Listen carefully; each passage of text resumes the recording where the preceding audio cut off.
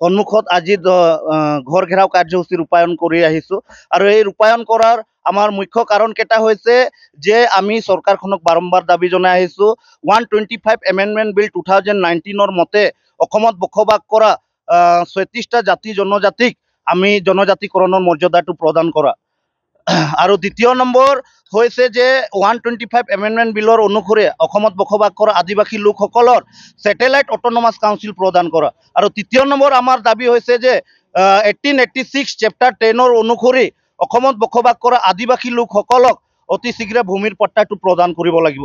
আৰু আমাৰ 4 নম্বৰ আমাৰ দাবীটো হৈছে যে অসমত বসবাস কৰা আদিবাসী লোকসকলৰ জাতিগত প্ৰমাণ পত্ৰটো নিজৰ জাতি বা উপজাতিৰ নামেৰে প্ৰদান কৰিব লাগিব। যিহেতু আমি এই কেন্দ্ৰত শাসনাধিষ্ঠ বিজেপি চৰকাৰ বা ৰাজ্যত শাসনাধিষ্ঠ বিজেপি চৰকাৰক আমি কোনো ধৰণৰ কলা মানুহক বগা কৰিব আমি দিয়া নাই বা বগা মানুহক কলা কৰিবলৈ দিয়া নাই। বা আমি না নৰেন্দ্ৰ মোদী ডাঙৰীয়াৰ কাঁহৰ ভাত বিচাৰিছোঁ নে হিমন্ত বিশ্ব শৰ্মা ডাঙৰীয়াৰ আমি কাঁহৰ ভাত বিচাৰিছোঁ। আমি বিচাৰিছোঁ আমাৰ জন্মগত অধিকাৰ, আমি বিচাৰিছোঁ আমাৰ মৌলিক অধিকাৰ।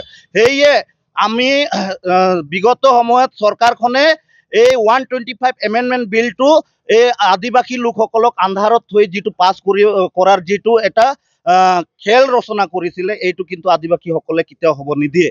আৰু সেয়ে আমি চৰকাৰখনক বাৰম্বাৰ আমি দাবী জনাই আহিছোঁ যে অতি শীঘ্ৰে পঞ্চায়ত ইলেকশ্যনৰ আগতীয়াকৈ বা পঞ্চায়ত ইলেকশ্যনৰ পূৰ্বতে যদি আমাৰ এই দাবীসমূহ যদি পূৰণ নকৰে কিন্তু আমি সদৌ অসম আদিবাসী ছাত্ৰ সন্থা হৈ যিমানে আমাৰ আদিবাসী অধ্যুষিত গাঁও বাগিচা এলেকাবিলাক আছে এই এলেকাবিলাকত কিন্তু কোনো ধৰণৰ আমি জনপ্ৰতিনিধিক এই বিজেপি চৰকাৰৰ কোনো ধৰণৰ জনপ্ৰতিনিধিক আমি প্ৰৱেশ কৰিব নিদিম। আৰু